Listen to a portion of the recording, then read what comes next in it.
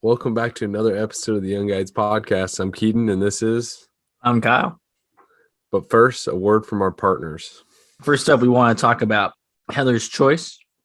If you go to the Heather's Choice website and use our code TheYoungGuides15 at checkout, you can get yourself 15% off site-wide. So go check them out. We got packaroons for snacks. We got dinners. We got breakfasts. We got a bunch of new recipes coming out to you guys. So head on over to heatherschoice.com at checkout. Use our code TheYoungGuides15 and get you guys something for your next outdoor adventure. Awesome.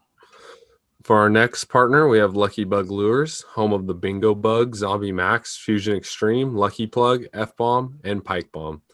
They take conventional lures and change them up a little bit, and it helps your fishing and your luck on the water. Go check them out. www.luckybuglures.com. Go get yours today. All right. Up next, we have Northern Knits. Emily up here in Anchorage knits wool hats and distributes them through her social media platforms. You can find her on Facebook or on Instagram.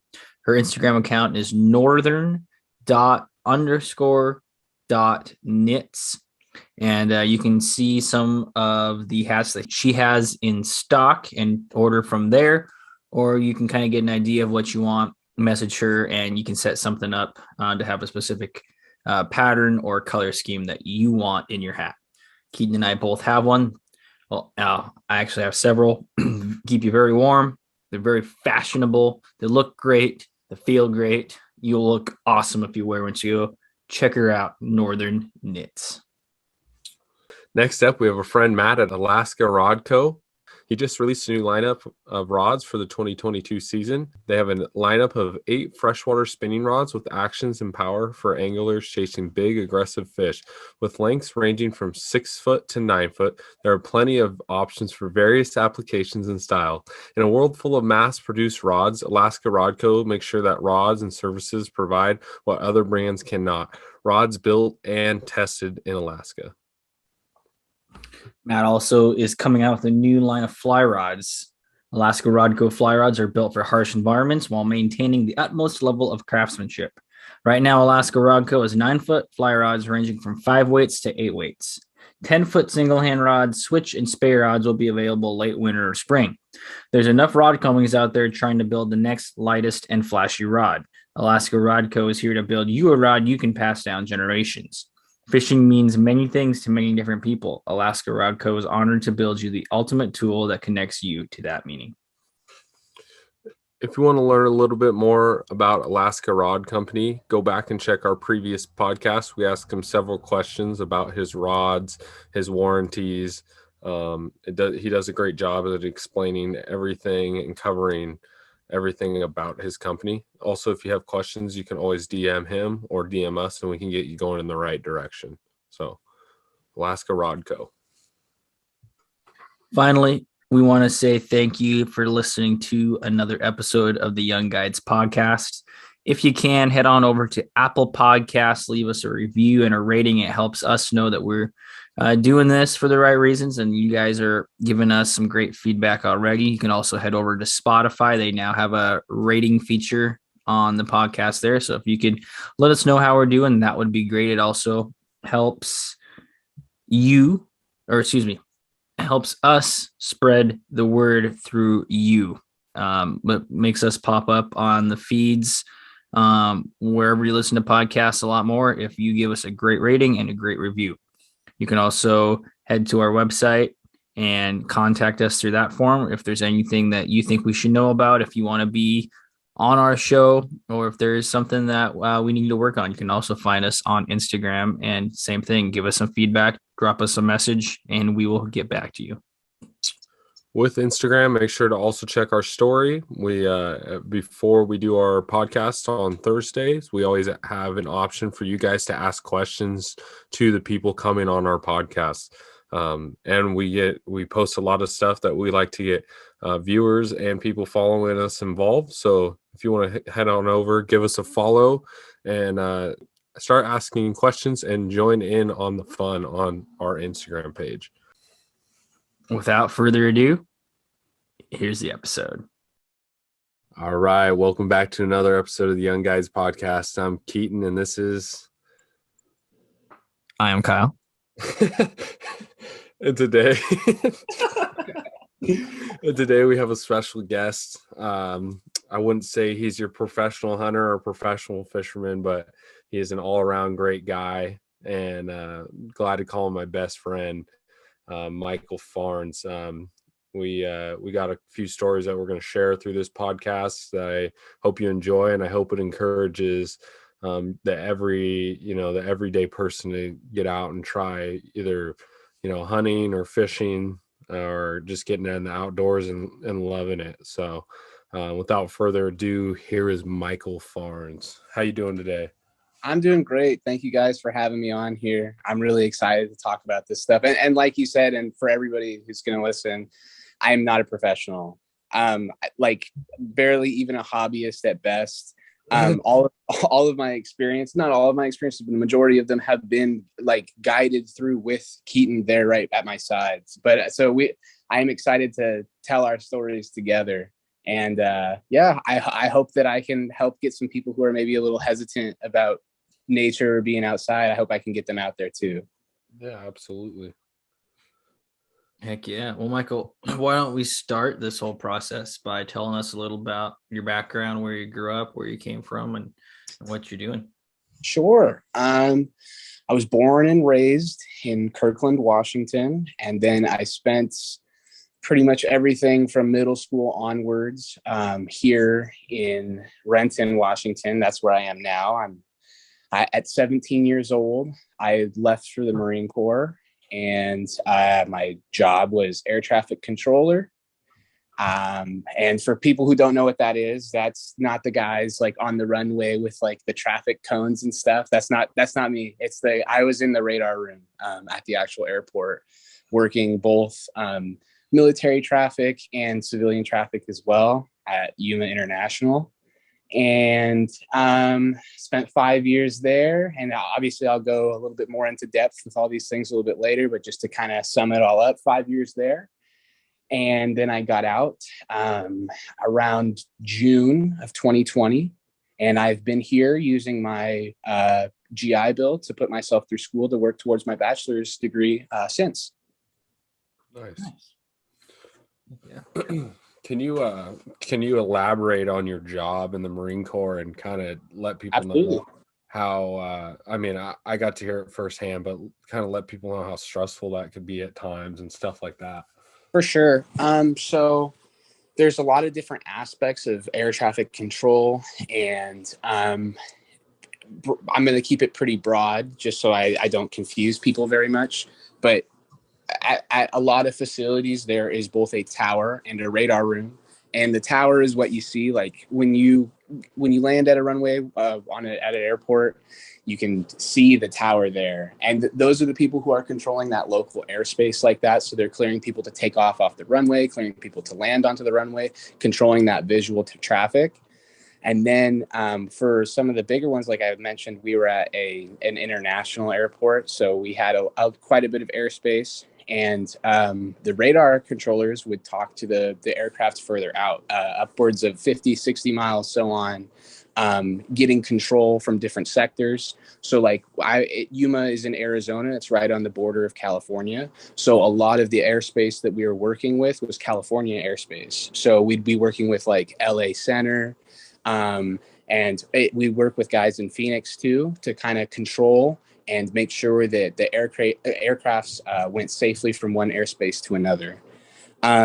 Spending time in the radar room, mostly what I did was clearance delivery and final control. And so that is getting, while the guys are on the ground, the pilots are on the ground, that's making sure that they are read the correct clearances, making sure that they have correct flight plans in, making sure that their altitude is good, or creating VFR, which is like visual, where they're just going to fly around by themselves, making sure that that's all squared away. And then final control is that last part of the descent where they're coming in and you're controlling them from, wherever you take them, but typically 7, 9, 10, kind of in that 9 to 10 mile range out, and getting them safely onto the runway. And that's with controlled turns. That's with descending through the altitudes, glide path calls, making sure they're not too high or too low, and traffic calls if there's any crossing traffic, so that nobody hits each other and no mistakes happen. That's kind of the gist of what the job is. And obviously, there's a whole lot of moving parts in that, and that it applies to the pilots as well, reading back and forth between the two.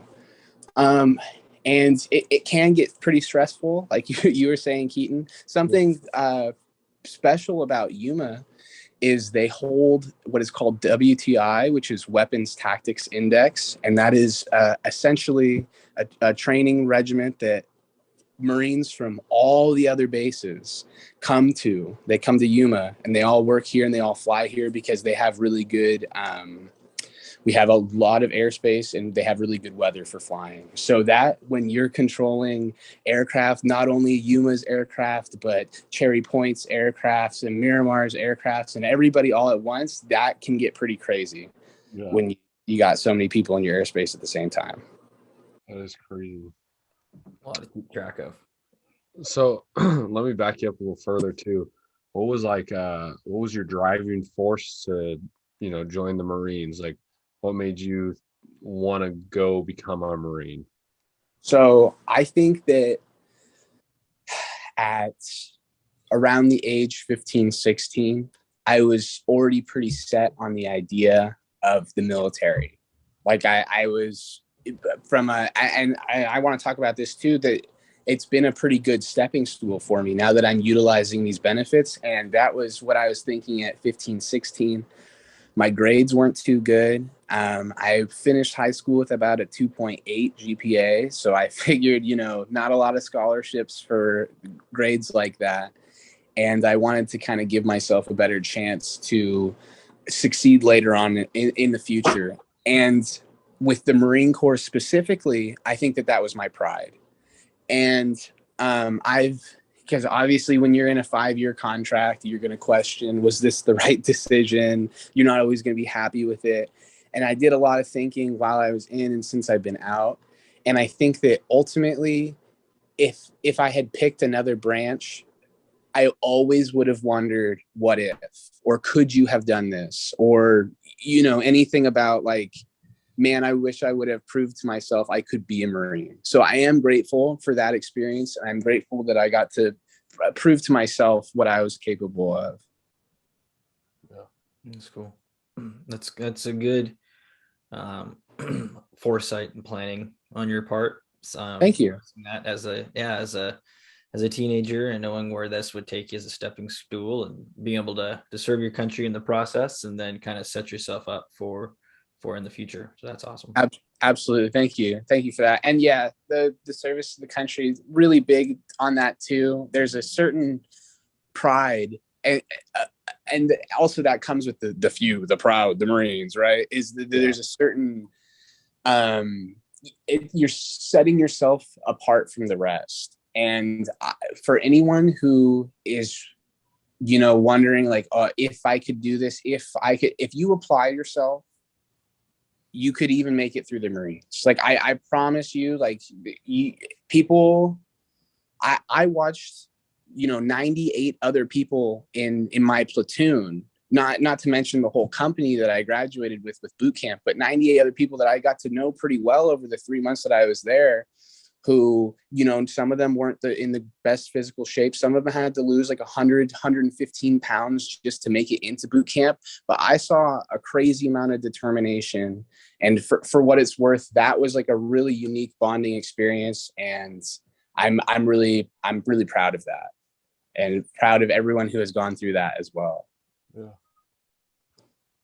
that is a unique staple in your life that you now can hold, and it will always be with you until the day that you go. So Oh yeah, absolutely. The kind of funny thing about that is like it's typical. It's like a stereotype.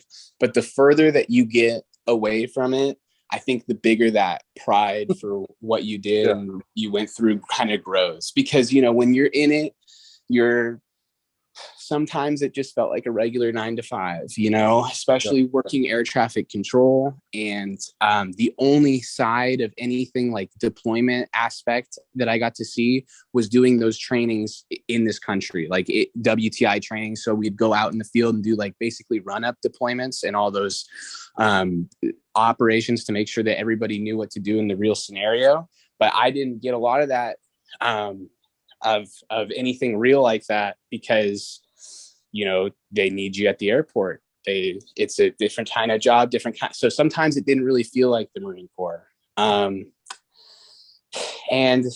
nothing wrong with that. But definitely, like I was saying, the further that I get away from it, the more I was like, you know what? Yeah, I did do that. And I did make it through the Marine Corps. And I did get to do all these practice run-ups and everything like that and see how that whole side of it was. And that side of it, where you're sleeping in tents and where you're like building runways and landing planes on those runways and seeing all that happen like right in front of you, that is priceless. That is the experience that I was really, really, really hoping for out of my time in the Marine Corps. And so I'm glad I got to see even a piece of that. Yeah. Heck yeah. Well, and it's important too to know that, yeah, you might have been stuck in the control room and whatnot, but you're part of a bigger picture, right? Like without you or without somebody in your position, absolutely, something else might not happen down the road, right? So it's cool how looking back, how every little piece is important to this larger puzzle. That's a really good point. That's absolutely true. That's from everyone, from the pilots, from the air traffic controllers, to the people who load up the ordnance and the people who gas the planes. Absolutely. Every part of that is crucial for the success of the overall mission. That's a really good way to look at it. For sure. And so I got a question for you, Mike. Yep. What was like the average, like when how do I put this? When you went to your training, what was like the average graduation rate for your specific job title? So for air traffic controller, I couldn't give you a percentage, but out of a class, I think that I started in a class of like maybe 8 or 10. And within the first couple of weeks, we were down to about 5. Yeah. So, and the training itself is 3 months long. Most, to be fair, most of the people that are going to not make it through the training are eliminated in the first couple of weeks, just because they can't handle that initial level of it is a lot of information that you have to process really quickly, and you're tested weekly, and the tests are huge, and you can fail if it was a 40 question test and you got 39 or 38 of them right, you could still fail, because if you failed any category of question, so let's say that one category was like, oh, what are the lighting systems on the runway? And there's 2 questions about it. And if you get one wrong in that category, you got a 50%, which is a fail. So you'd be up for getting kicked out of the schoolhouse just from getting one question wrong. And that is something that happened to me, actually. But they let me through. I ended up graduating top of my class with honor grads, and I got meritoriously promoted for it. So that was really cool. Yeah. But like, I'm saying that even like at that point where I was honor grad, I had to go in front of the master sergeant and explain myself why I failed a quiz with like a 96% on it. It is real tough. And it involves, after you get through like the testing part of it, they start giving you simulations, and that is more fun. They have some pretty decent tech at the schoolhouse. It's nothing like state of the art or anything, but like they have, like, you're sitting in a simulated tower, and whoever is controlling the simulation can make whatever type and however many of planes spawn up, and they'll wait for you to like give the correct like you have to clear the aircraft, and then they'll clear it for you and it'll take off. And so you're seeing like what your actions are doing in real time and the effect that it has. And they don't save you. So like if you accidentally clear a plane into a plane that's landing on the same runway, it blows up like right in front of you. So you see the consequences of your action. I think that was really probably the best way to train people for what they're going to have to actually deal with, because there are some people that freeze in those situations when the pressure really gets on. And so that's another aspect of it that makes it a little bit more difficult, is that you have to be able to kind of think on your feet with it. Yeah. Then the final phase of it. So like your first phase is the testing. Your second phase is like that simulated tower room. And then that last phase is simulated radar room. And so that's when you're working on final control, which is, like I said, where you're giving people like specific turns and vectors. So if they're coming in and you want to turn them, turn left heading 348, and then you see, okay, they're drifting left now. And but if you drift them too far left, they're going to miss the runway. If you have them too high, they're going to miss the runway, have to do a missed approach. Pretty cool stuff. It's like I said, it's nothing super new, super fancy, but it really is efficient in training us. Yeah.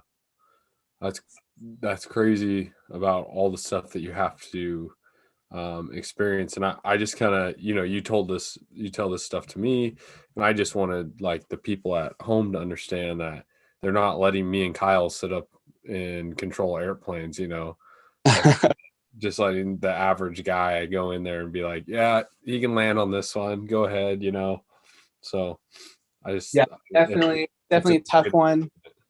And there are a lot of controllers that are better than me out there, and I have nothing but respect for them, because that job is really hard. And I felt like that definitely aged me. That was that is a stressful job. And I think if you Google like most stressful jobs, air traffic controller has got to be in the top 5. So big shout out to everybody still doing it. Unsung heroes of the sky. Yeah. Thank you for getting me in on my flight safely, Oh yeah, my pleasure. So you're in the military 5 years doing that, coming out and saying you had, it was stressful, you had these experiences. Did you have any issues coming out of the military and kind of getting back into a civilian lifestyle? Absolutely, I did. That's a really good question, Kyle. That is one that I'm still trying to unpack a little bit more. So still going through it. When I got out, it was the kind of the heat of the pandemic. Like the lockdowns this was June. The lockdown started in March. So we were still kind of in like the, oh my God, there's no toilet paper like aspect of everything.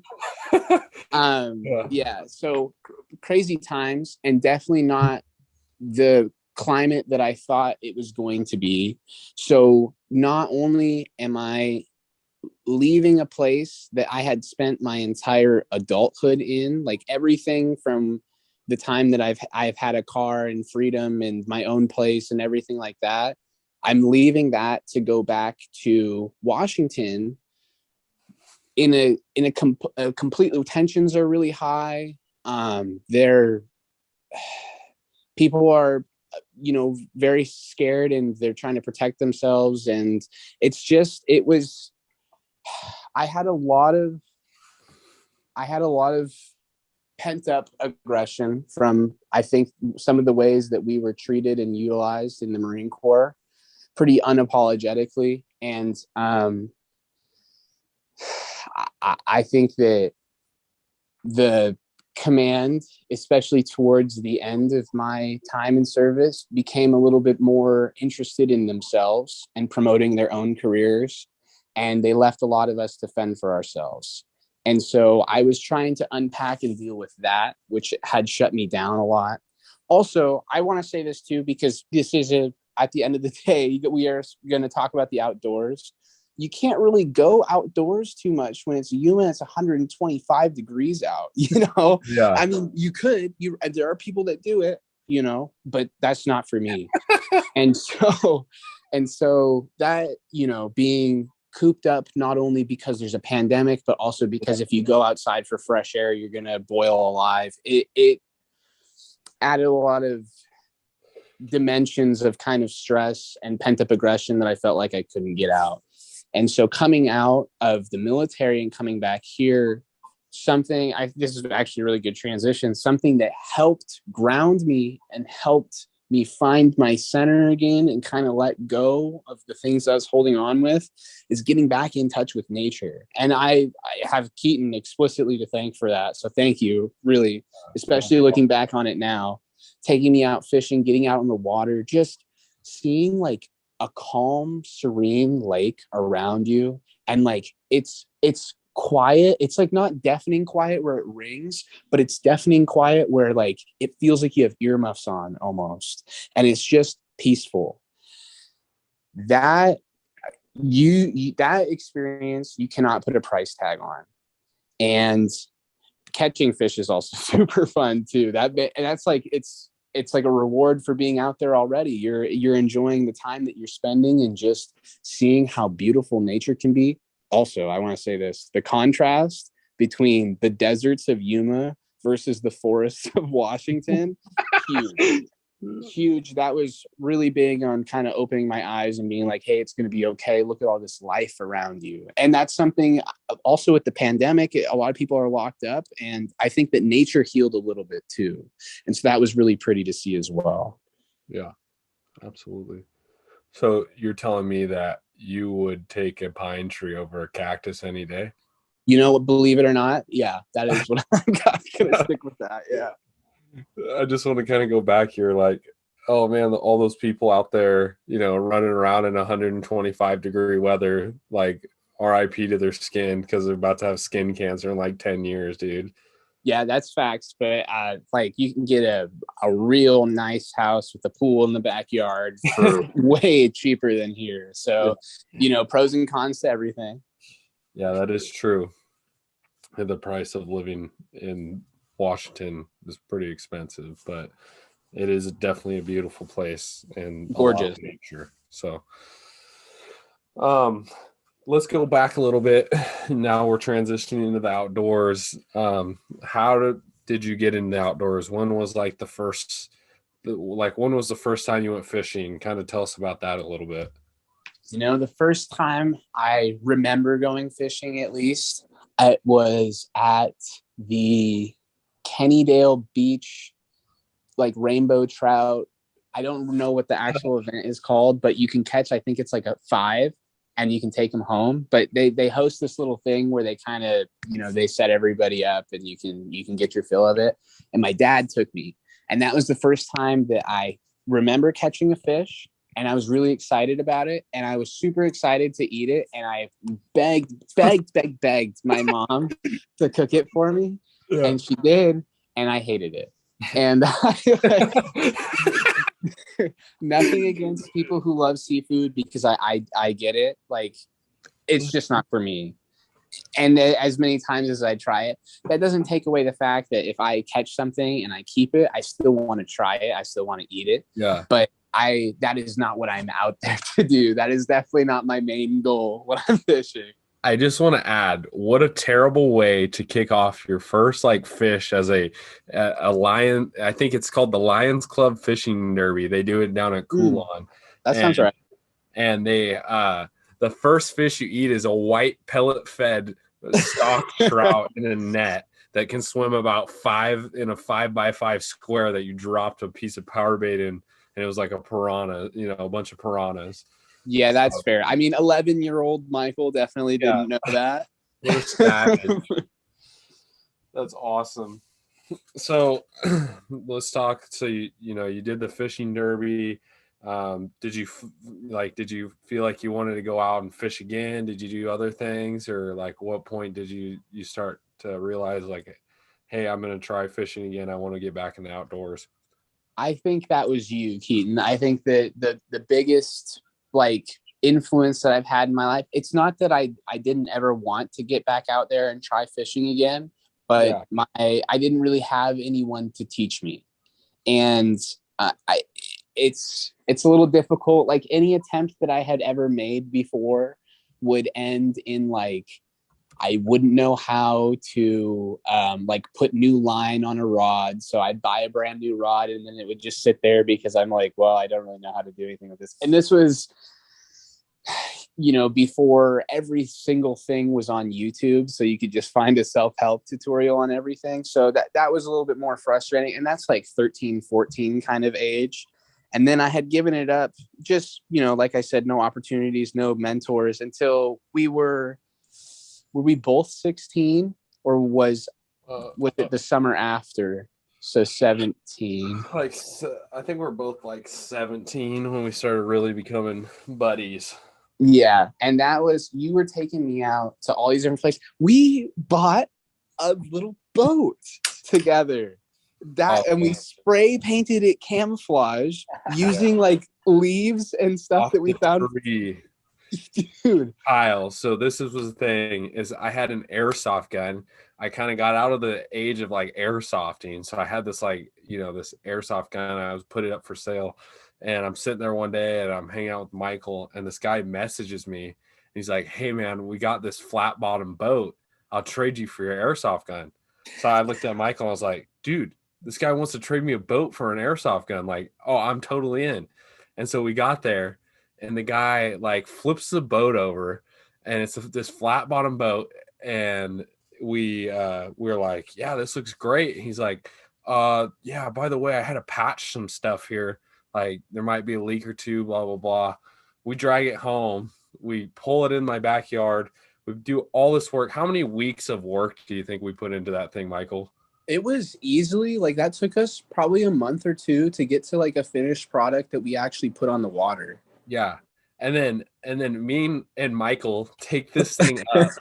we go up to Lake Desire, and that was the day. Remember the like game warden or like a sheriff was there, and we were like pulling out, and the guy was they were just laughing at us because the thing, we didn't realize when we got in the water, we had about like 3 inches of clearance between the top of the boat and water. And if you just sneezed, like a little bit of water would come in the boat. So me and Michael would sit as still as we could and go around the lake, like trolling or throwing power bait. But if we just like one of us would rock or move, and we'd just be like, oh shit, don't move, you know. There's a couple, like there's this one lake by our house that you have to go out like a little canal to get out. And I didn't think I was going to make it back. Those were the days. What you're telling me, Keaton, is you have a whole history of shitty boats builds in your life. It started at a young age, and now look at me. Yeah. I'm still putting fish in a red drift boat. Shit. No, it was good. I think Michael left, and I had it, and I ended up selling it to a guy, and the guy one more story. Sorry, just to steal the show real quick. But I took Keegan out in it, and we were even closer to the water in it. I probably had like half an inch, and we went like 50 yards out and turned around and came back because we were like, I went home that night and put it on like Craigslist. I was like, I'm buying a different boat. I was like, sorry, Mikey. No, it's okay. Like it barely held us when we were both 16, 17, you know, like two grown men in there, that it didn't stand a chance. No, you have to lay in there like spread out, like like counterbalance weights, but you couldn't put too much counterbalance weights in there or else it'll like bring it down even lower. Yeah. And we had to like rivet some stuff to like put a piece of steel. And like the first time we took it out, the rivet started spraying water into the top into the boat, and me and Michael are going around the lake cupping water out. But it's not a real flat bottom boat if you're not throwing water out of it, right? Yup. That's awesome. So I was really hoping that story would come up. That was a good time. That was when you're young and stupid, you know. Yeah, I agree. Full of hope though. But we had a lot of faith in that little boat. Yeah, and we'd slide it. Here's the best part is I didn't have a pickup truck. I only had an SUV. So we'd flip the back window open of my SUV and it just barely squeezed in, and we'd pick it up and slide it in, and then we'd bungee cord the window to the boat so it wouldn't like slap and break. Mm-hmm. Oh, and then man. I would hold on to it the entire time that you were driving, trying to keep it from sliding out of the back. I'd be holding it. We got like one bungee going across, and Michael's holding it in a white towel, like just tied up in the end. It was. I wish you could have experienced that boat, Kyle. I'm glad I didn't. We might have not been here today if we experienced Yeah, that. 3 people on that boat. That's game over. Yeah, That's cool though. That's awesome. So that's how you kind of got into the outdoors, Michael. You had this goober to kind of introduce you, and yeah, what a terrible mentor. What did I mean, yes and no, that not a terrible mentor. Like one thing that I've really liked about Keaton teaching me everything is that he never made me feel like stupid for it. He taught me understanding that I had like a really beginner level of understanding with everything. And instead of like putting me down when I wouldn't get something, he had a lot of patience with me. And I think that especially for like people who are trying to get into something, is a really important attitude for mentors to have. Because I think that if you just shut people down right away, it's going to turn them off from that hobby potentially forever, you know? Yeah. Well, you know, and I think Kyle could speak for this, is that like there's a lot of people around you in the industry that are almost, I don't want to say like, well, they're kind of discouraging towards newcomers. Like you asked, you know, especially when I got into fly fishing, I had a lot of people kind of turn their head or like didn't want to talk that much because they didn't want to give information up. And I don't think that's like necessarily the right thing to do. I rather have a newcomer, you know, come aboard or come on my boat and like, you know, they want to get into fishing or they want to get outdoors. And I want them to know, like, set the standard higher for the people coming in instead of, you know, just giving them like an FU and then they're out there like not knowing the regulations or knowing this and killing fish and doing this stuff. So it's like, you're almost doing more harm to be rude to a person at the start than trying to be like, yeah, this is what you do, this is how you do it, you know, here's a couple tips and this is how I'd get going here, you know, and just get in the right direction. What do you think? I think that it's 100% right. And I was just thinking in my head too, because you also are the one who guided me through hunting my first deer.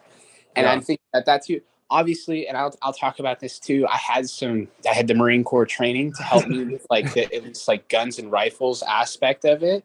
And so that part did feel natural to me. But for someone who has no idea what they're doing with the equipment as well, and for hunting, like we're talking about rifles and stuff, that's even more dangerous to have them out on their own. I mean, obviously there's hunters education and that's a really good program, but like we did the mentor program.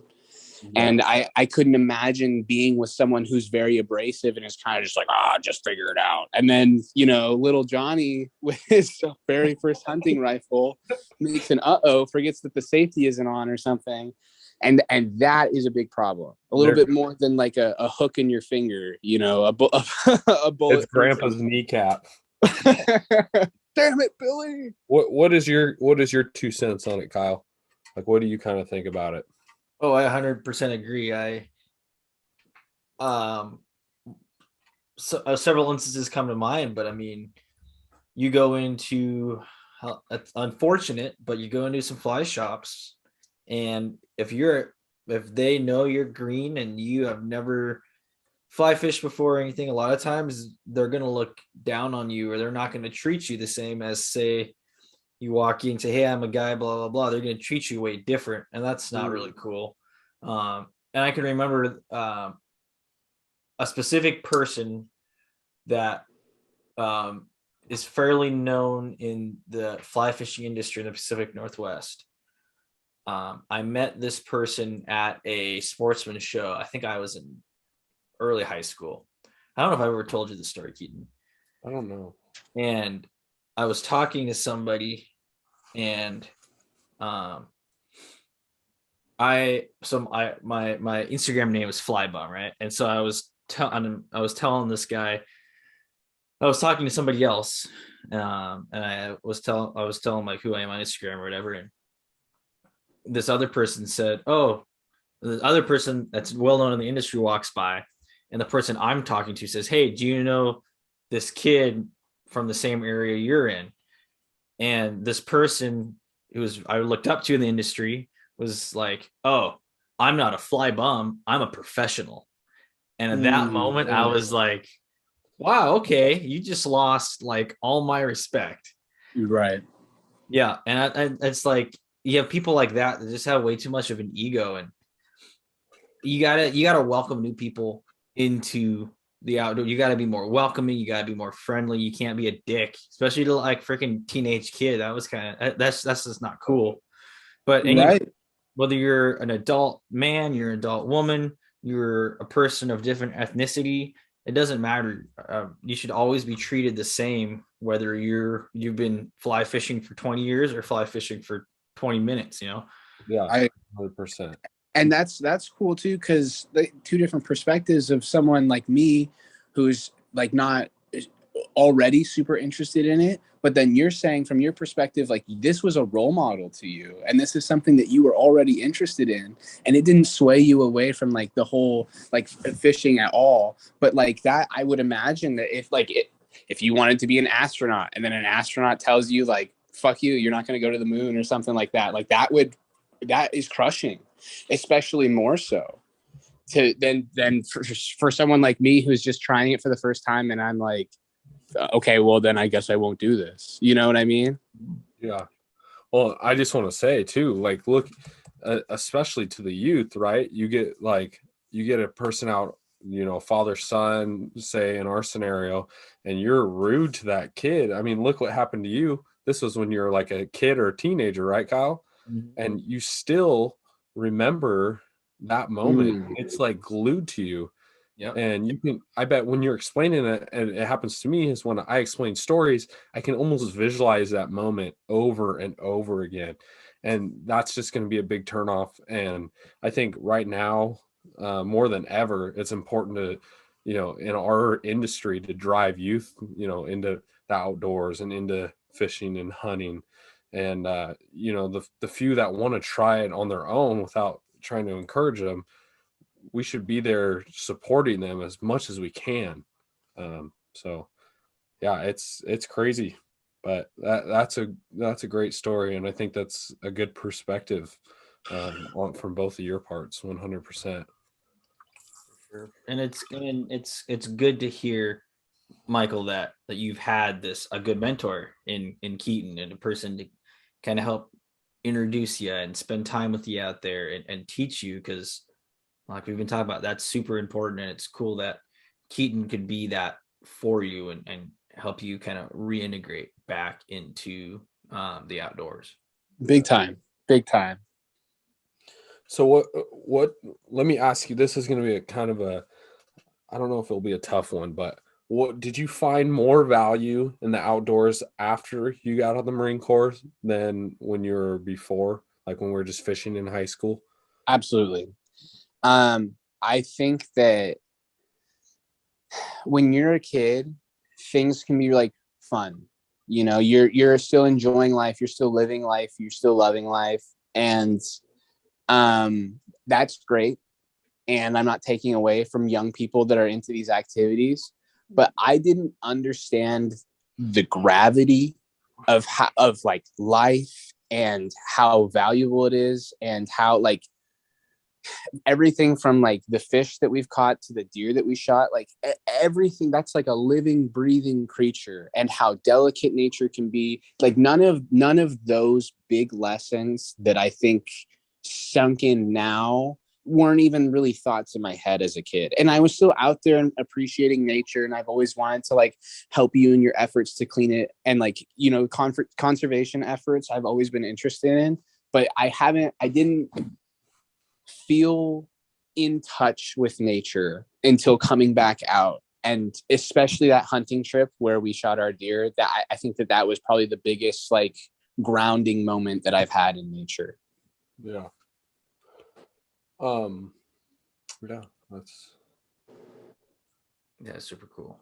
Do you think that being or spending more time in the outdoors and having a different outlook and coming into it with a different perspective, do you think that the outdoors has kind of helped you come out of the military and kind of reintegrate back into life? Yeah, I think that this is like a little personal, but I mean, hey, whatever. We're already here. I think that one of my defense mechanisms when I'm not doing so hot, like mentally, physically, whatever, is I kind of shut down and I kind of like numb myself to everything around me. So that's the good and the bad that I can't really feel. But when Keaton and I were out there, and I'm just gonna try to transition into like the actual story of us seeing this deer. So we were out there, and this is really unique to me because I've obviously never hunted anything before. But the morning that we shot that deer, I walked out to meet Keaton because he came to pick me up at my house at like, I don't know, 3:45, 4 in the morning. And I walked out there and I was confident and I was like, today's the day. Today is the day that I drop a deer. And I just knew it. I exuded that confidence. And there we are, right on the brink of daylight, like a couple minutes after. What is it called when you're allowed to start shooting? Like daybreak or Shooting light. shooting light. So right after that light started coming through, and I could see just what looked like this almost like gray silver silhouette of a deer right on the tree line. And when it's that low light, the shadows flicker and everything, and sometimes your mind plays tricks on you. And so I wasn't 100% sure, but I was like, Keaton, I think that's a deer over there. And he was like, okay, let me try the call. And just like the scenario, like Keaton ran me through like, okay, this is how it should work, right? We're going to see it. I'm going to call it. We're going to move really slowly. And only when he doesn't look, like make your movements. And every time he looks, freeze. And everything that happened was exactly the way that Keaton said, okay, this is how it's supposed to go down. And so he would call it and it came out closer, about 50 yards. And we're like, oh, and it's still a little too far away. I didn't want to like move and look through my sight to see, but we couldn't really tell if it had any antlers yet. And so he calls it again and he gets it about 25 yards in front of us. And I see it. And so then it becomes, this is what I'm talking about, where like my like marine instincts kicked in and all the training that I've been through of like knowing how to sight in, like quietly, quickly. And every time that he wouldn't look, just kind of get myself a little bit closer, find that like perfect point of aim. And what's funny is I was trying to put it right behind his shoulder blade, just like how Keaton had told me, but he was standing at about like a 45-degree angle at us. And so I was trying my best to put it right behind his shoulder blade. And I saw the shot and slow, steady squeeze, bang, popped it. And I was silent. And I wasn't like, it was almost like, I can't even describe it, man. It was a whole nother feeling. And Keaton stands up and he's screaming and he's like, dude. And it dropped. That deer dropped, didn't make a sound right there where it stood. And, he was preparing me. He's like, okay, we were probably going to have to like chase it or follow it, make sure. But it right where it stood dropped there. And, Keaton's freaking out and everything like that. I didn't say a word. I just sat there. Like I put my gun on safe and I put it down and I was sitting there on that stool I was sitting on, just kind of taking in that moment like, wow, that really just happened. And I just want to add something real quick. Yeah, go for it. At that moment, the face and the look that Michael made, I thought I broke Michael at that moment. I was like, Michael's sitting here and he just killed something. And he's just like, holy shit, I did this. And I'm just like sitting there like, I was so pumped for him. And I thought Michael was about to, not like he wasn't going to cry, but like he just was like, holy shit. Like he just saw literally like a deer get hit by a train, So. I mean, basically the way that thing fell, like that's how it felt. Yeah. And that was because like what I was just talking about before, had that numbness, and I was kind of turned off to, like nature and to life and to all these things that the outdoors helps you like get in touch with, and because you can see it and everything. But in that moment, it was like the painkiller started to wear off, and all of a sudden, like, I could start feeling again. And so I had so many emotions going through me. And when we walked up to it and I got to actually examine the body and everything, this was right before we called you, Kyle. But when I was just kind of standing there looking over at what we had accomplished and everything that we had done, and like taking into account that a minute ago, this was a living, breathing creature and everything, that was huge. That is like almost getting in touch with like everything that our ancestors have done, because this like modern world that we live in, where people are really like far removed from hunting and fishing and nature and stuff, is really recent. And even just couple hundred years ago, people were actively hunting and fishing for their food, and getting back in touch with nature like that just opened my eyes, and it opened my heart. And I did I did cry afterwards. They weren't necessarily tears of like sorrow, but it was just an overwhelming emotion inside of me. Yeah, absolutely. And you got to have, in those moments, you got to have a level of respect too, because like we were just talking about this before we came on, with Kyle, and he's just like, no one enjoys the fact of like killing an animal, right? The process of it is wholesome in some aspect, right? Yeah, right. And that's something that to somebody who has never experienced that is really hard, because like I'm saying, like these are emotions that I had never experienced before.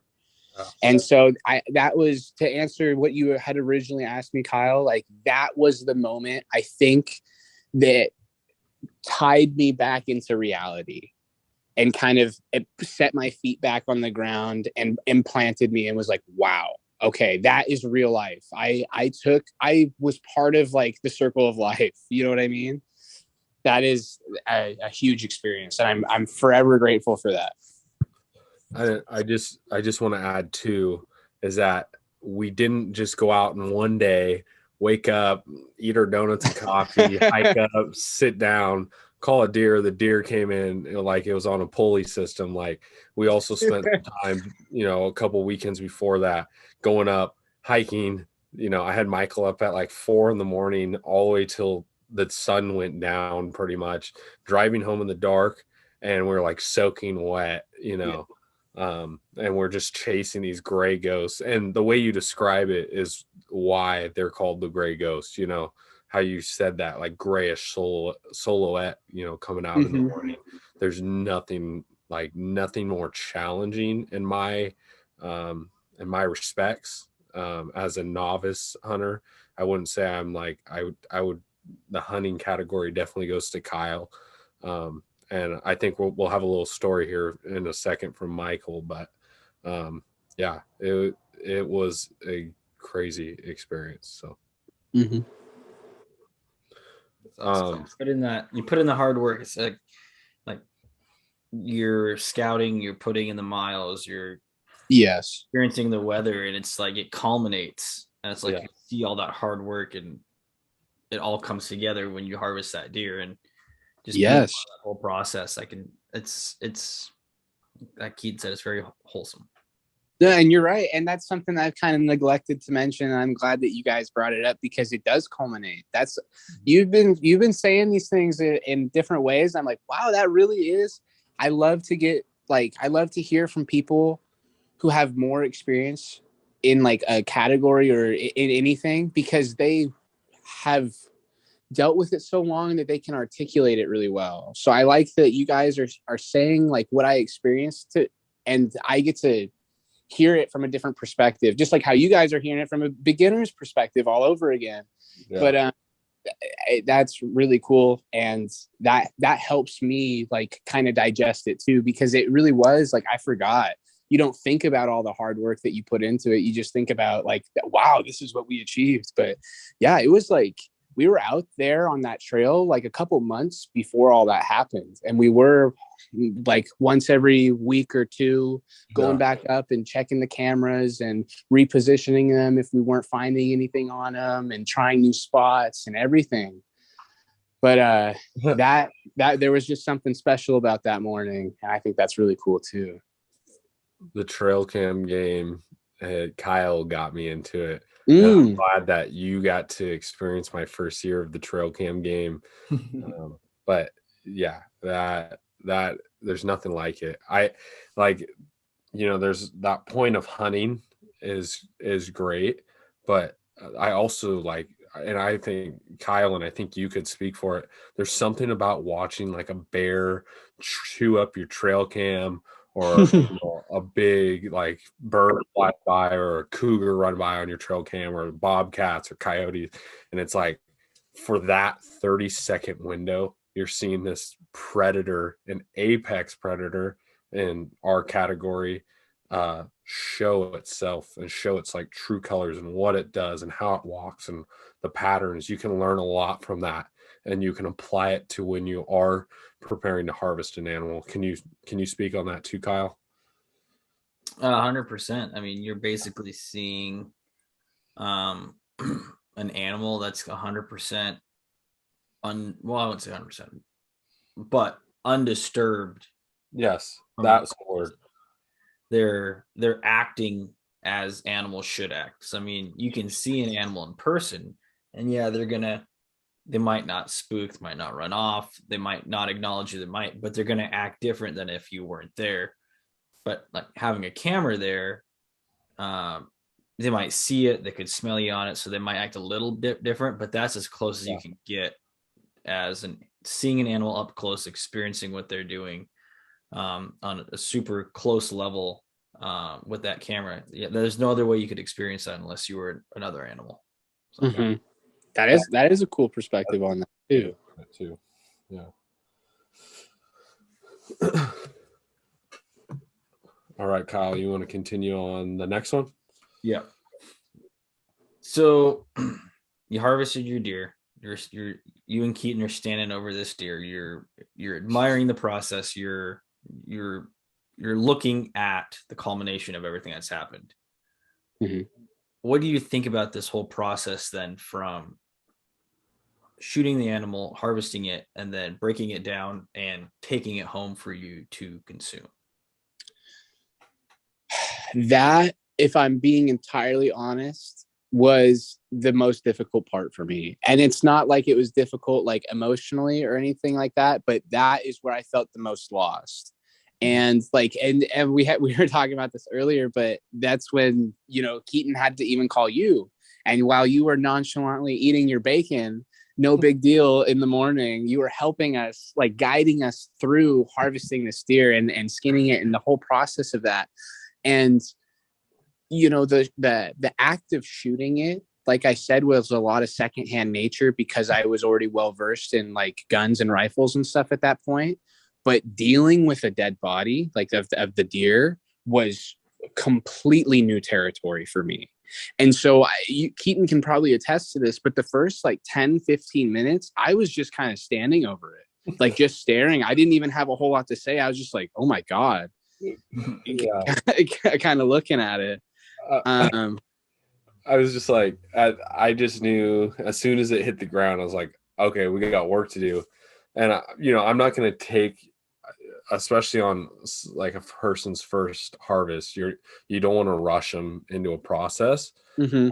But I was like, it's starting to rain and we got some work to do. I know how long this is going to take me to get it done. So, I got right to work into as much as I knew, but there was a couple questions, because I before that I had hunted with my family. So I had a lot of, my family, my uncles and stuff right over my shoulder, like, hey, do this, cut this, do that. This is what you do here. And so thanks to Kyle, not you could probably start a small business around that time and just taking phone calls and helping people through their harvesting.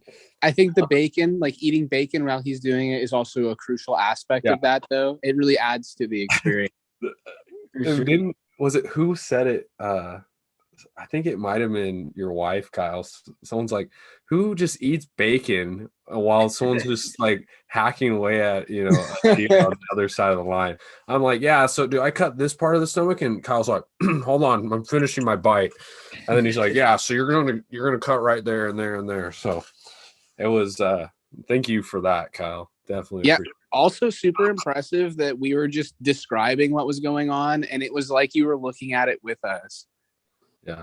Yeah. No, it was a pleasure. It was I was cooking breakfast when I got the call, and then I was like, well, breakfast is done, and so I'm just still talking you through the process and just eating breakfast. And it was and I just felt like I was there. I could sense the emotion, and I knew what you guys were going through, and I've been in that oh shit moment, like, oh, now I deer's down, what do I do?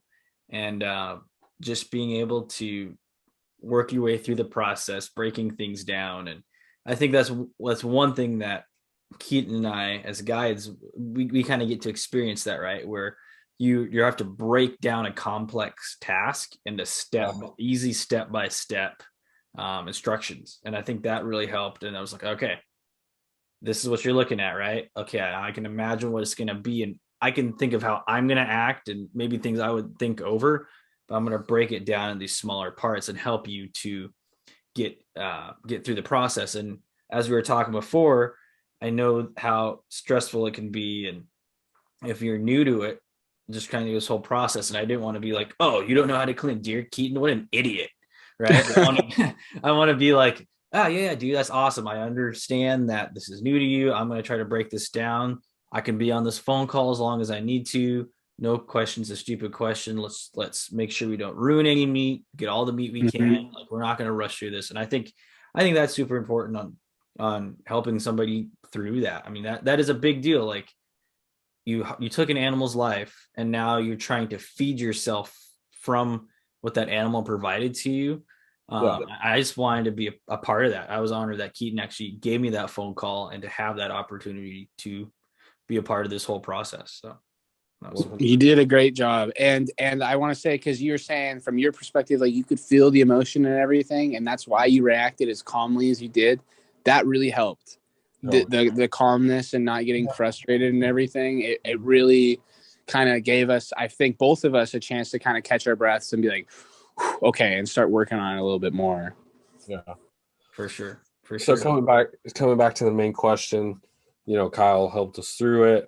What was your thoughts as I'm, you know, cleaning it and you're seeing me pull out, you know, pieces and extremities? You know, like, I personally enjoy like the heart and the liver, really good fried, and I try to use as much as I can, as I hope you saw that, Michael, as we went through that.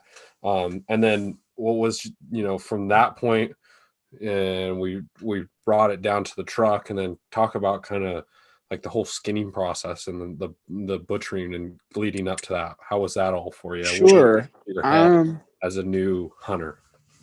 I want to say that it's not like an extremely like gory process or anything. If you're expecting like for people who are maybe new to it and they're a little scared of like that part of it, of like the skinning and the harvesting and everything like that, butchering and stuff, it was definitely a little jarring right away, because like I said, I was still kind of in shock and you got right down to it. So when I'm standing there, like, taking into account I just took this animal's life, and you're like, all right, so this is where I'm going to start cutting right here, and you're already starting to like skin it, and you've already like made a cut open, you've cut it open its belly, and you're starting to pull out like the organs and stuff. That was like, oh, whoa, okay, whoa, what is what are we doing here? But once we got it down to the truck and we got it back to your house, and we were really focusing on like getting like skinning it and taking the head off and everything like that, it felt more like, okay, this is I don't want to say a trophy, but I feel like that's one of the better words for it. And that's why it's referred to as that sometimes. But I wanted to take really good care of it. And I wanted to honor and respect it because especially in that moment, I was like a little bit guilty that I had taken the life. Yeah. And so that made me want to work harder to make sure as little of it went to waste as possible. And I'm still very proud of the Youre mount that we got from it. And it's still hanging up on my wall. And that's something that I get to look at and reminisce on that day. And I have that picture of us with the casing from the bullet with that you put the date on too. So those are all really fond memories. And that makes me proud because it's an achievement and it's something that I got to take home. And,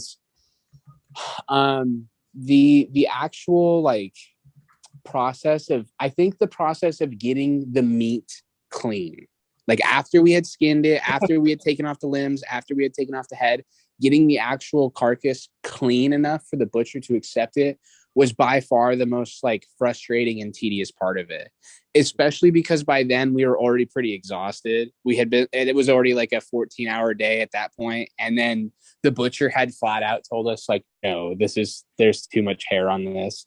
So coming back, and we tried all sorts of different like techniques and stuff with water, with olive oil, with like the wet paper towels and stuff to try to get as much hair off as possible.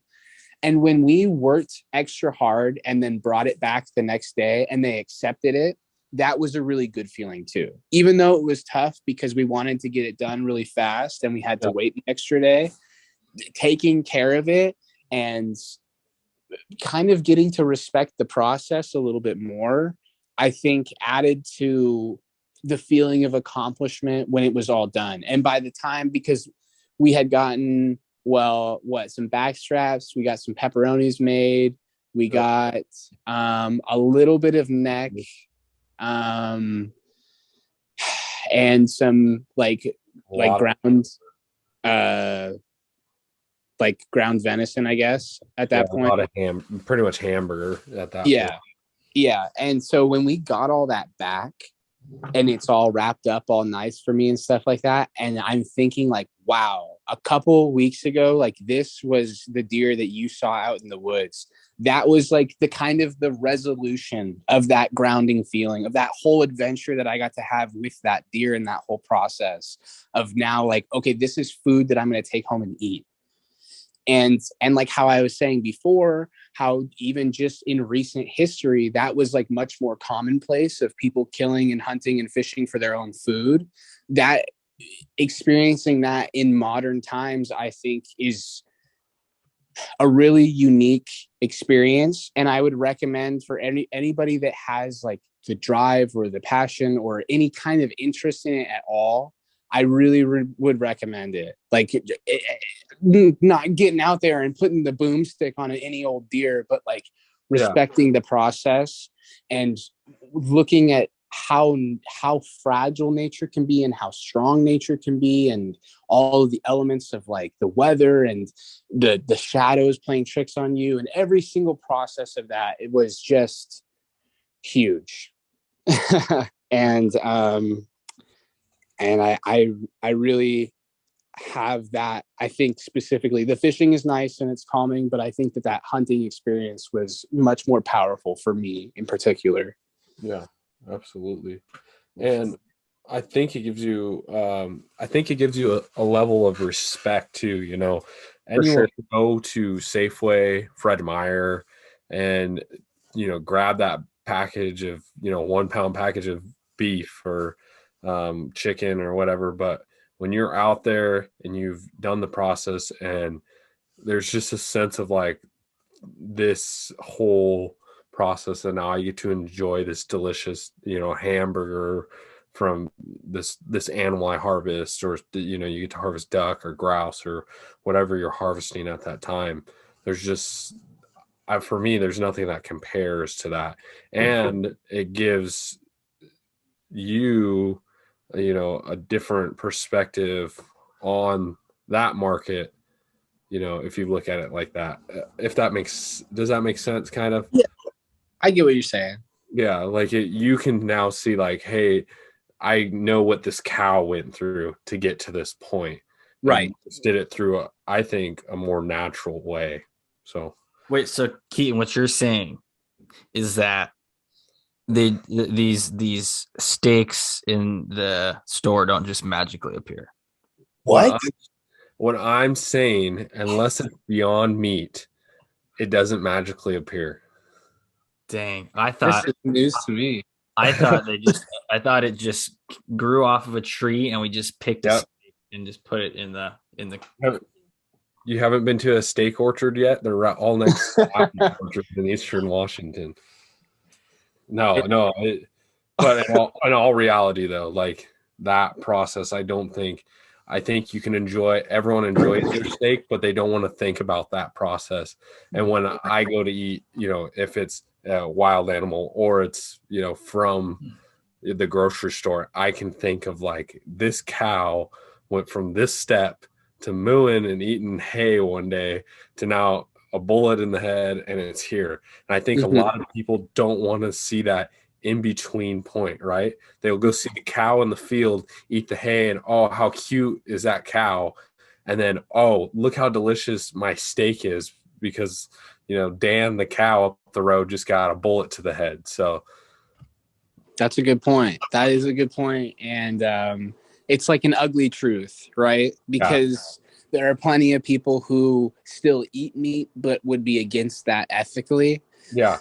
And doing it the way that we did it, I have no like moral qualms about it whatsoever. Like I don't feel like what we did was wrong or anything like that. And we treated that body with respect. And this was at a time that I didn't really have like much spiritual faith in anything, but that was a moment that opened me up. And like, I felt the need to like pray over that deer's soul because we had just like taken its life. And that's what I'm saying. That's the type of like emotion that it sparked out of me as someone who like wasn't very religious at the time, wasn't very spiritual. That drew that kind of that feeling of life is bigger than this out of me just from that experience. And there's like this is kind of some like, I don't know, different level stuff, but there's like an energy around that, like that moment. I don't know if it's an emotional energy or if it's like you're saying, like you just feel like, hey, like a bit of relief that it went quick, and kind of like you always want that, you hope it is textbook all the time, and when you drop it and it, it's right there, done quick, right? That's ethical, everything. So it just that energy that comes off of after that process is nothing you can describe unless you do it yourself. I agree 100%. Yeah.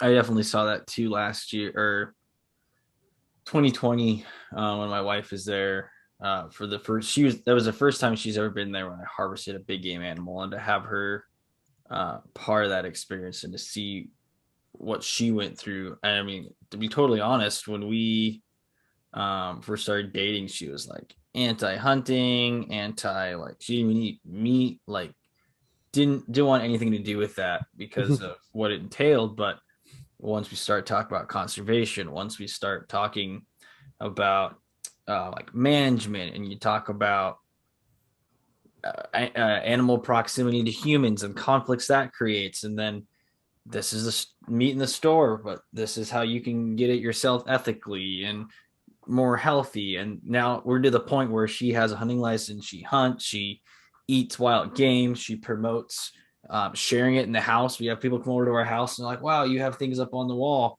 And it's like, Emily's like, yeah, it's because I want him to have it up on the wall, right? So it's been a complete mind shift from no anti-hunting, anti-meat eating to now understanding it, respecting it. Emily was there. I got pictures of her. Like she was so into that, cleaning that bear. She actually like snapped the blade on her knife, right? Like she was just so into that it's like it's totally something she wants to do, and totally something that she enjoys and supports. It's just having this experience, like you're explaining, that harvesting this deer and just being fully immersed into the process at that point. So that's super cool. Yeah.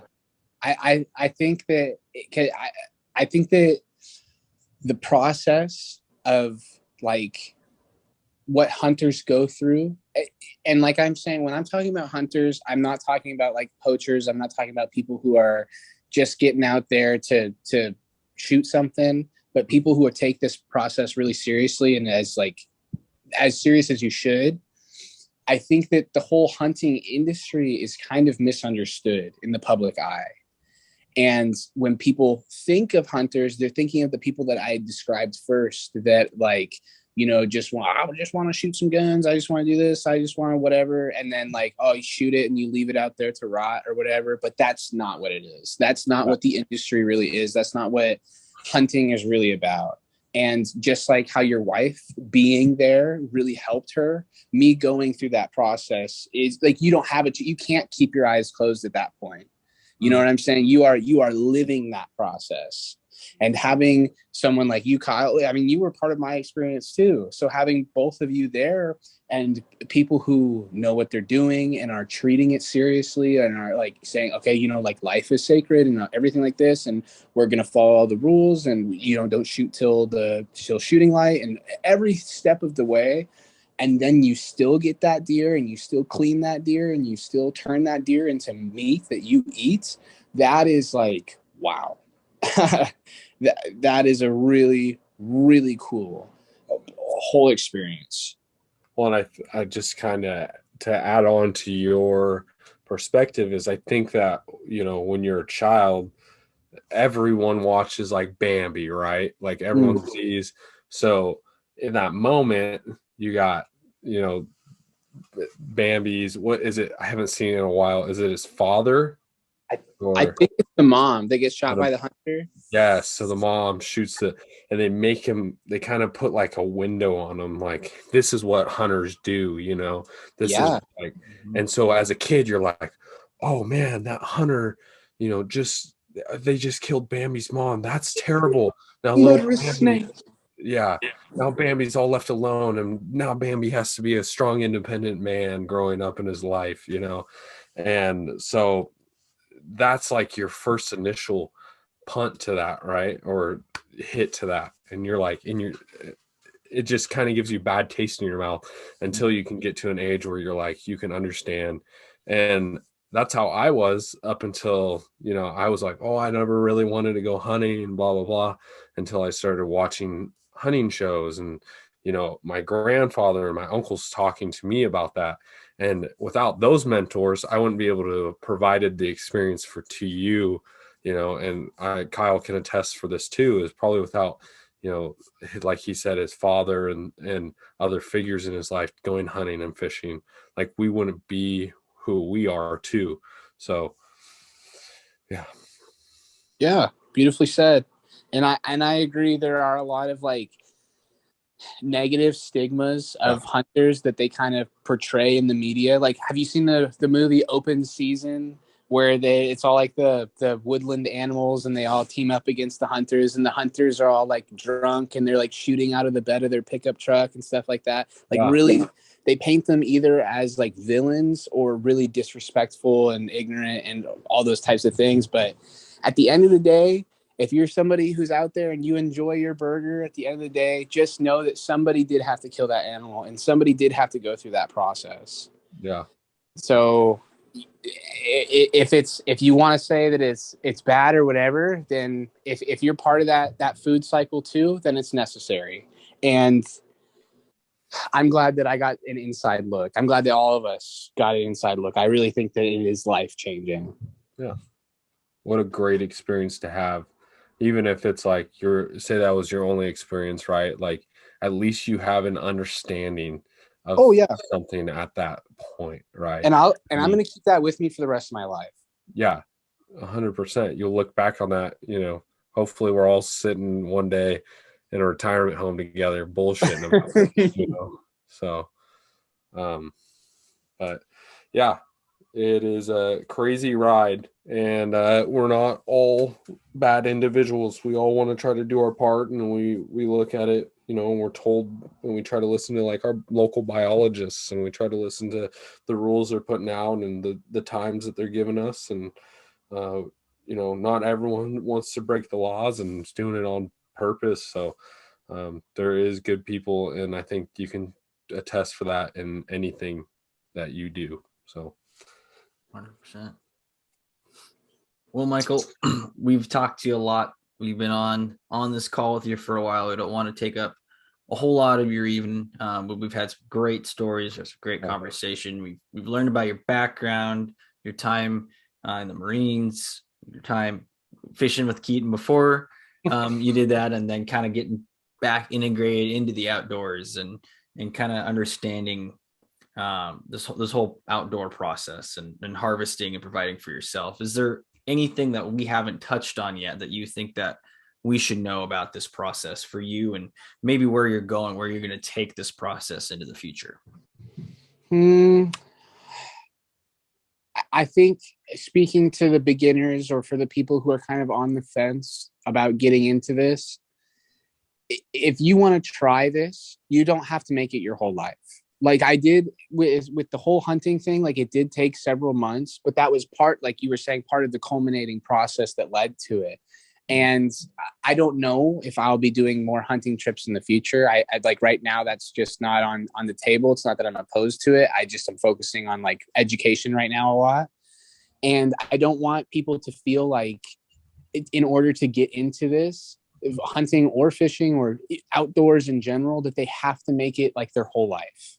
It is okay to get out there and just enjoy the parts of nature that you get to enjoy. And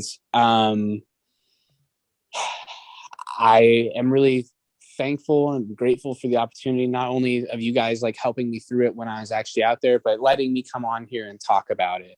I think that we summed everything up pretty good, and I hope that I told my story well and that maybe someone's going to be interested to experience that for themselves. But I think that's all I got.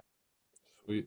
Heck yeah. Well, we appreciate it, Michael. It's been great conversation, and I'm sure our listeners are going to enjoy hearing all these stories and understanding your viewpoint from just a super cool, super chill dude that's not out there to just kill Bambis. That's right. All right. Now we're before we let you go, we're rolling into our favorite time, and that's our rapid fire round that we ask everybody. So we are very excited. And Kyle, you want to kick this off?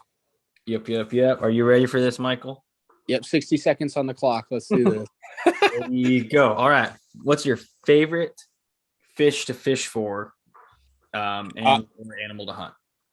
Okay. Well, I don't have a whole lot of experience, but I'm going to say as cheesy as it is, I love trout because that was my very first experience. So there's something really like wholesome that I connect to my childhood with it. And for hunting, the only experience that I have is deer. I would like to get into hunting some other things, but for right now, I'm going to have to answer deer. All right. So I know you're new to this, but if you were to like go after something else, like another species in another location, what would be your dream destination to go try to fish or to hunt for? I guess if it was like anything that I got to do, I would want to try something really big, like an elk or a moose or something. I feel like that is even more so of like a challenge and then a reward than deer. And so that is something that I don't know if I see myself doing it, but like if you're saying I had the opportunity to go anywhere, hunt anything, something really big like that. Okay. I like it. Would you, Michael, would you go back to the motherland for you, Michael, up into up into the Great White North, eh? In the good north, eh? Shoo, yeah, there, bud. I'd put the smackdown on a moose up there in Canada. All right, I like it. Favorite meal, whether it be an actual meal or a snack, and drink for when you are out enjoying the outdoors. You're fishing, you're on your way to go hunting. What do you eat and what are you drinking? While I'm out there? Hold on, Kyle. I think you cut out a little bit. Oh. Yeah, so your favorite meal or drink when you're out there enjoying the outdoors. Ooh. I don't think that I ever drink anything other than water out there, and that's just from always carrying a gallon of water around in Yuma. That's like my go-to is I gotta have water on me. But when it comes to eating, I like granola bars or protein bars, anything that is like easily accessible, and I don't have to like I can hold on to the wrapper. I don't have to get my hands super dirty, because that is like a challenge on its own, especially when you're brand new to it and you're really like new to nature in general. Just something that I can kind of get down quick to keep me focused on what's at hand. Yeah, sure. All right. We are headed out to go fishing or hunting. What kind of jams are you going to throw on to get yourself hype up? Wow. I think that those are two different experiences. And with fishing, I love me some country music. When I'm just sitting out there and I'm waiting for a bite, I'm not a huge country music guy. I'm putting that out there. That is not my usual taste of music, but there is something that just feels right about sitting out there on the water, waiting for a fish to bite, and you got some country playing. And with the hunting, I don't know. I don't know if I'd want to get myself amped up or calm down. And honestly, I don't even remember what we were listening to on that car ride. I had like tunnel vision on the idea that I was going to get a deer that day. Okay, if I was to like chime in on this, I think we're on a Pearl Jam kick, and we're probably jamming out to Pearl Jam on our way up to go hunting. That feels right. That only makes sense. Oh, that's awesome. All right, Michael, you're headed out the door. You're going fishing, you're going hunting. What is the first thing that you're going to grab that you cannot leave the house without? Water. It has to be water. I was just saying that earlier. I cannot go. I will go back. I will drive, turn around to get water. I cannot leave without it. I feel like we've been like halfway to places, and Michael's like, "Damn it, I forgot my water bottle." And yeah, seriously, like, I make get you pissed turn off. around. That's awesome. All right, here's the final one. What is something you wish you knew when you first started getting into the outdoors, if it's fishing or hunting related or just in general?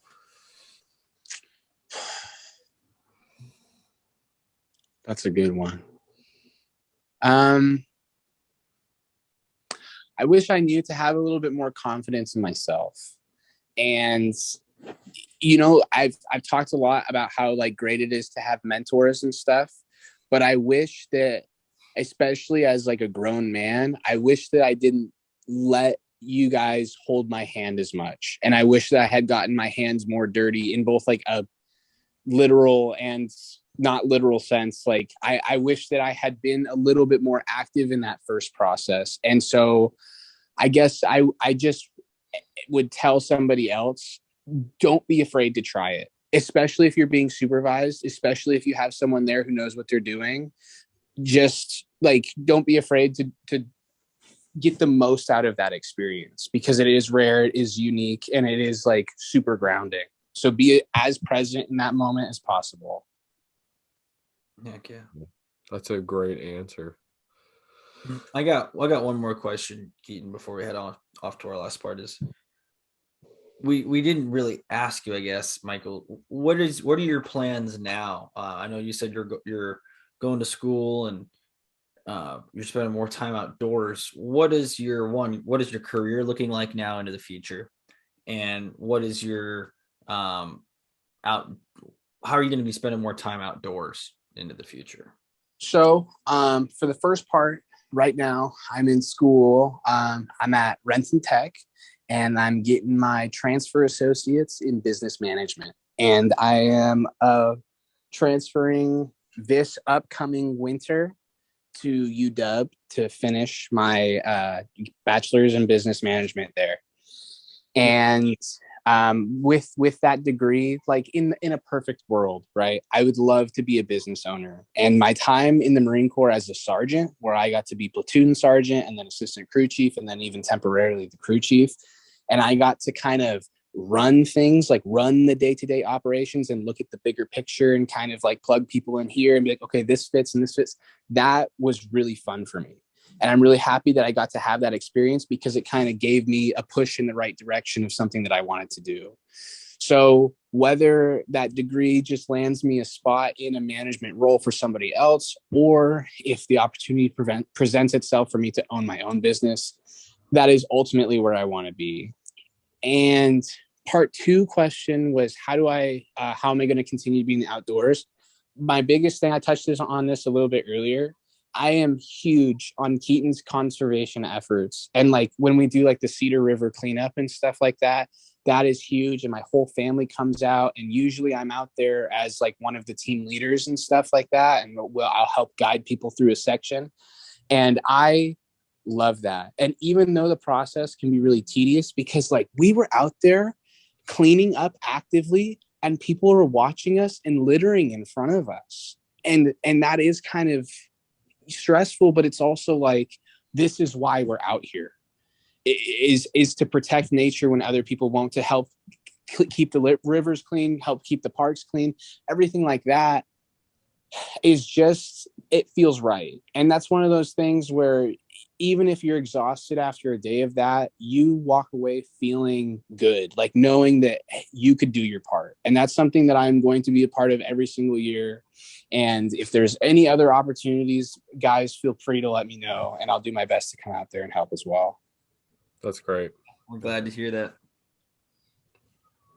Well, this is a sad part of the night, but I just want to thank Michael for taking the time tonight. Whoa. We forgot the part before that. What? Oh shit. Okay. Going back real quick. And your favorite you do it, Kyle. You take it away. I want you to have this one tonight. All right. So we end the podcast with your favorite outdoor moment, your favorite outdoor story that just is going to stick with you forever, something that stands out. Well, I think that the number one is the deer, but I've been talking about that a lot. So I'll do a number two. And this one wasn't that it was super grounding or super anything like that, but I remember going to Keaton's cabin. And we were out on the little dock boat, and we were all fishing. I can't remember if I think it was just you, me, and your cousin Mike, I think, that were out on there.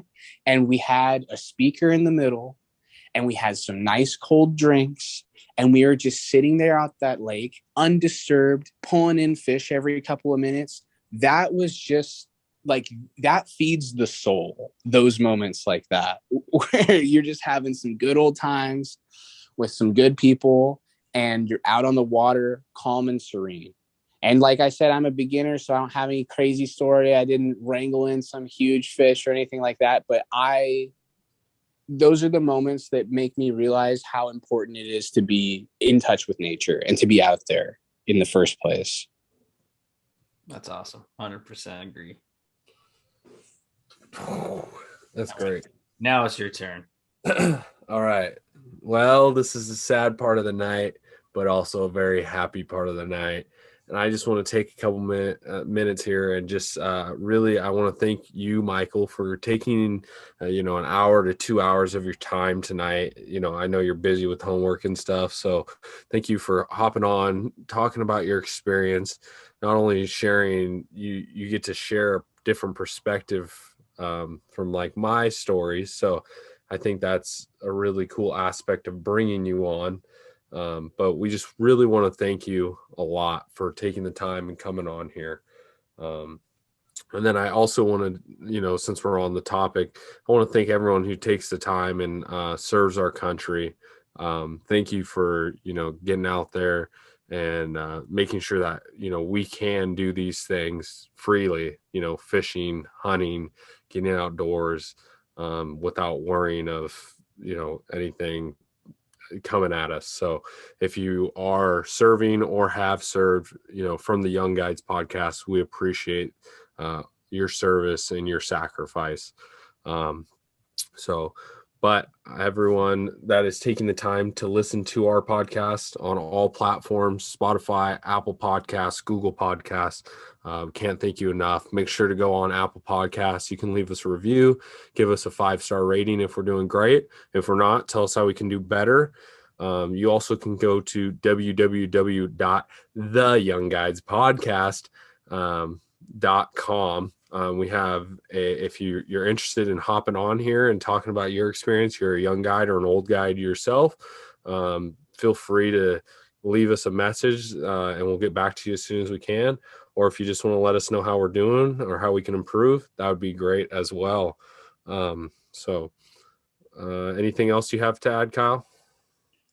I was just gonna say, even if you're not a guide, like if you have a cool story, like Michael, and you think you have something that you want to share, feel free to reach out to us. We've just this week, Keaton, we've had two people reach out to us.